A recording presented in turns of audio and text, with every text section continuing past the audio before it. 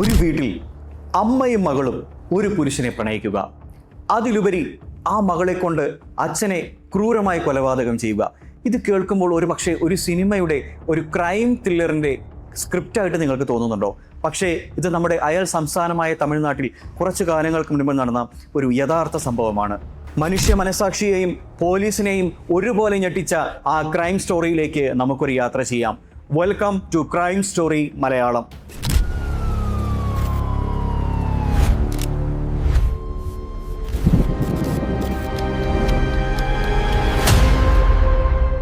തൻ്റെ കാമഭ്രാന്ത് തീർക്കാൻ വേണ്ടി സ്വന്തം മകളുടെ ജീവിതം പണയം വെച്ച ഒരു അമ്മ, പിന്നീട് ആ മകളെ കൊണ്ട് തന്നെ ആ ക്രൂര കൊലപാതകം ചെയ്യിച്ച അമ്മ, സ്വന്തം അമ്മയുടെ വാക്ക് കേട്ട് ആ 16-കാരി സ്വന്തം അച്ഛനെ ക്രൂരമായി കൊലപ്പെടുത്തിയിരിക്കുന്നു.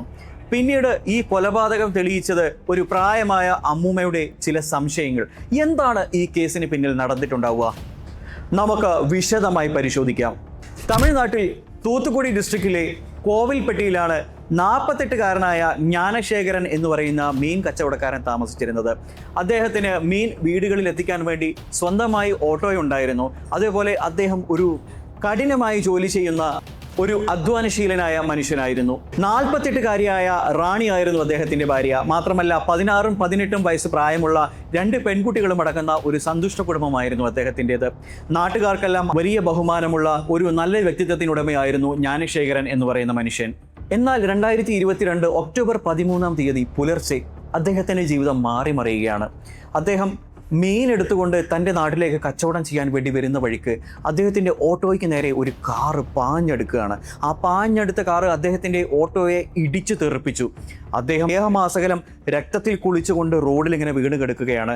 സഹായത്തിന് വേണ്ടി അദ്ദേഹം ചുറ്റുപാട് നോക്കുന്ന സമയത്ത് കാറിൽ നിന്നും ഒരാൾ ഇറങ്ങി വന്ന് അദ്ദേഹത്തിന് നേരെ സഹായഹസ്തങ്ങൾ നീട്ടുന്നതിന് പകരം ഒരു പെട്രോൾ ബോംബെടുത്ത് എറിയുകയാണ്. ഭാഗ്യം കൊണ്ടും ജീവനുള്ള കൊതി കൊണ്ടും അദ്ദേഹം അവിടെ നിന്നും എങ്ങനെയോ രക്ഷപ്പെട്ട് നേരം വെളുക്കുന്നത് വരെ ഒരു പൊന്തക്കാട്ടിൽ ഒളിച്ചിരുന്നു. പിന്നീട് നേരം വെളുത്തു കഴിഞ്ഞപ്പോൾ അദ്ദേഹം നേരെ തൻ്റെ വീട്ടിലേക്ക് ഓടി. എന്നിട്ട് തൻ്റെ ഭാര്യയോടും മക്കളോടും പറഞ്ഞു, ഭാഗ്യം കൊണ്ട് മാത്രമാണ് ഞാൻ രക്ഷപ്പെട്ടത്. കാരണം നമ്മുടെ വണ്ടിക്ക് നേരെ ഒരു ആക്രമണം ഉണ്ടാവുകയാണ്. എൻ്റെ വണ്ടിയും അതേപോലെ ഞാൻ കൊണ്ടുവന്ന മീനും സകലമാന സാധനങ്ങളും എൻ്റെ ക്യാഷും എല്ലാം നഷ്ടപ്പെട്ടു. ഒരു പക്ഷേ എനിക്ക് ബിസിനസ്സിൽ ശത്രുക്കൾ ഉണ്ടായിരുന്നെങ്കിൽ എനിക്ക് അവരെ സംശയിക്കാമായിരുന്നു. പക്ഷേ എനിക്ക് ശത്രുക്കളൊന്നും ഇല്ലാത്തത് കൊണ്ട് തന്നെ ഒരു പക്ഷേ ഇതൊരു മോഷണ ശ്രമമായിരിക്കാം. ഇതേ കാരണം കൊണ്ട് തന്നെ അദ്ദേഹം പോലീസിൽ പരാതിപ്പെടുകയാനും മടിക്കുകയാണ്.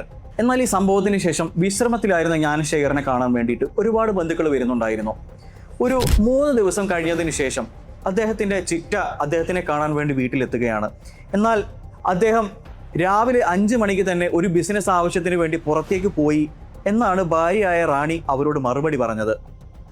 പക്ഷേ അന്ന് വൈകുന്നേരമായിട്ട് വരെ അദ്ദേഹത്തിന് ഫോൺ സ്വിച്ച് ഓഫ് ആയിരുന്നു. അദ്ദേഹത്തിനെ വിളിക്കാൻ വേണ്ടി ഒരുപാട് ശ്രമങ്ങൾ നടത്തിയിട്ടുണ്ടെങ്കിലും അദ്ദേഹത്തിനെ വിളിക്കാൻ കിട്ടിയില്ല. അന്ന് വൈകുന്നേരം തന്നെയാണ് ഒരു റിപ്പോർട്ട് വരുന്നത്. ഹൈവേയുടെ അടുത്ത് ഒരു പുരുഷന്റെ മൃതദേഹം കരിഞ്ഞ രീതിയിൽ കിടക്കുന്നുണ്ടായിരുന്നു.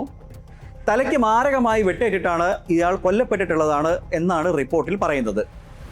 ജ്ഞാനശേഖരനെ വിളിച്ചിട്ട് കിട്ടാത്തത് കൊണ്ടും കഴിഞ്ഞ 3 ദിവസങ്ങൾക്ക് മുൻപ് ഇത്തരമൊരു അപകട ശ്രമം ഉണ്ടായതുകൊണ്ട് തന്നെ അദ്ദേഹത്തിൻ്റെ ബന്ധുക്കൾക്ക് സംശയമായി. ഉടനെ തന്നെ അവർ പോലീസിന്റെ സഹായത്തോടുകൂടി സംഭവ സ്ഥലത്തെത്തി ഈ മൃതദേഹം തിരിച്ചറിയാണ്. അവർ തിരിച്ചറിഞ്ഞു അത് ജ്ഞാനശേഖർ തന്നെയാണ്. ജ്ഞാനശേഖർ കൊല്ലപ്പെട്ടതോടുകൂടി പോലീസ് കേസ് അന്വേഷണം ഊർജിതമാക്കി. പക്ഷേ അവർക്ക് യാതൊരു തെളിവുകളും കണ്ടെത്താൻ വളരെ ബുദ്ധിമുട്ടായിരുന്നു. ആ സാഹചര്യത്തിൽ ഇവിടെ ഒരു തെളിവുമായി വരുന്നത് ജ്ഞാനശേഖരന്റെ ചിറ്റയാണ്. അവർ പോലീസിനോടായിട്ട് പറഞ്ഞു, എനിക്ക് ഇദ്ദേഹത്തിൻ്റെ ഭാര്യയായ റാണിയെ ചെറിയ സംശയമുണ്ട്. കാരണം കഴിഞ്ഞ ദിവസം ഞാൻ അവരുടെ വീട്ടിൽ പോയ സമയത്ത് അവരുടെ പെരുമാറ്റത്തിൽ എന്തോ ഒരു പന്തികേടുണ്ടായിരുന്നു. മാത്രമല്ല ആ വീടിൻ്റെ തറയിൽ ചെറിയ രീതിയിലുള്ള രക്തത്തുള്ളികളും ഞാൻ കണ്ടിട്ടുണ്ടായിരുന്നു. പോലീസ് ഉടനെ തന്നെ റാണിയുടെ ഫോൺ രേഖകൾ പരിശോധിക്കാൻ വേണ്ടി തീരുമാനിച്ചു. അങ്ങനെ പരിശോധിച്ച സമയത്ത് അവർക്കൊരു തെളിവ് കിട്ടുകയാണ്. അവരുടെ വീടിൻ്റെ 5 വീട് അപ്പുറത്തുള്ള 24 വയസ്സുള്ള കാർത്തിക് എന്ന് പറയുന്ന തടിക്കട നടത്തുന്ന ഒരാളുമായിട്ട് നിരന്തരം ബന്ധപ്പെട്ടിട്ടുണ്ടായിരുന്നു. നാട്ടുകാർ കരുതിയിരുന്നത് ഇയാൾക്ക് ഈ 16 വയസ്സുള്ള പെൺകുട്ടിയുമായി മാത്രമാണ് പ്രണയം എന്നുള്ളതായിരുന്നു. പക്ഷേ അന്വേഷണത്തിൽ വ്യക്തമായത് മറ്റൊരു കാര്യം കൂടിയാണ്. മാത്രമല്ല ഈ നാട്ടുകാർക്ക് ഇങ്ങനെ സംശയം ഉണ്ടാവാനുള്ളൊരു കാരണം എന്താണെന്ന് വെച്ച് കഴിഞ്ഞാൽ ഈ 16 വയസ്സുള്ള പെൺകുട്ടിയും ഈ കാർത്തികും തമ്മിൽ ഒരുമിച്ച് നടക്കുന്നതെല്ലാം ഒരുപാട് പേര് കണ്ടിട്ടുണ്ട്. പക്ഷേ കാലഘട്ടം മാറിയതോടുകൂടി അങ്ങനെ നടക്കുന്നത് കൊണ്ട് മാത്രം രണ്ടാളുകൾ തമ്മിൽ പ്രണയത്തിലാവാനുള്ള സാധ്യത എത്രത്തോളമാണെന്നുള്ളത് നിങ്ങൾ ചിന്തിച്ചു നോക്കൂ. നാട്ടുകാർക്ക് തെറ്റി. അയാൾക്ക് ഈ 16 വയസ്സുള്ള പെൺകുട്ടിയുമായിട്ട് മാത്രമായിരുന്നില്ല പ്രണയം, 38 വയസ്സുള്ള അവരുടെ ഭാര്യയായ റാണിയുമായിട്ടും പ്രണയമുണ്ടായിരുന്നു. പോലീസിൻ്റെ ചോദ്യം ചെയ്യലിൽ ആ ക്രൂരകൃത്യത്തിൻ്റെ ഓരോ തെളിവുകളായിട്ട് പുറത്തു വരികയാണ്.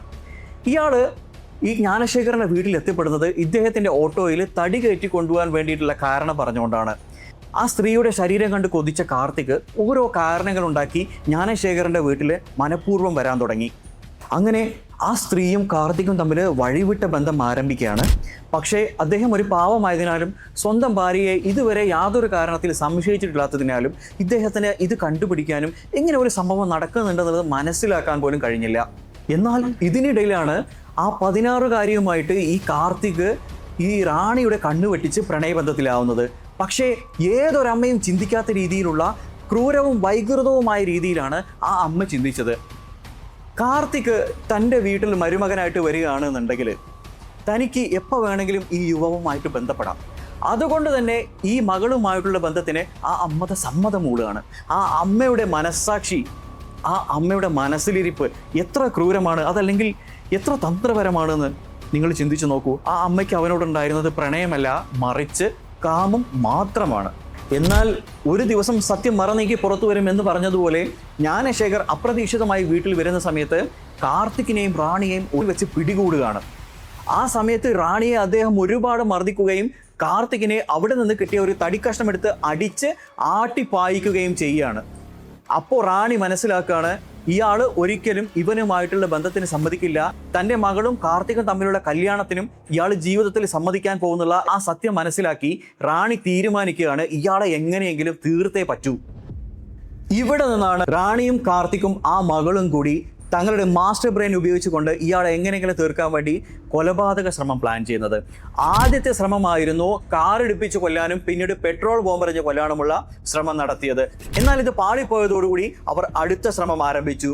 പിന്നീട് ഒരു ദിവസം ജ്ഞാനശേഖർ സ്വന്തം വീട്ടിൽ കിടന്നുറങ്ങുന്ന സമയത്ത് അയാളുടെ കൈകാലുകളും വായും മൂടിക്കെട്ടി കാർത്തികിൻ്റെ സഹായത്തോടു കൂടി ഇയാളെ തലക്കടിച്ച് ആ അമ്മയും മകളും കൂടി കൊലപ്പെടുത്തുകയാണ്.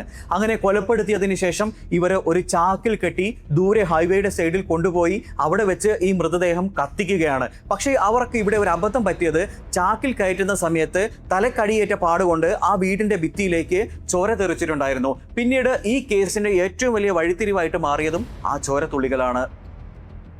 ഇന്ന് ആ 16-കാരി ജുവനൈൽ ഹോമിലാണ്. അമ്മയും കാർത്തിക്കും ജയിലിലുമാണ്.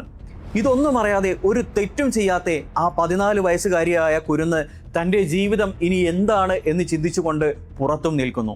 പ്രിയപ്പെട്ടവരെ, ചിന്തിച്ചു നോക്കൂ, ഇവിടെ ആരാണ് തെറ്റുകാര്?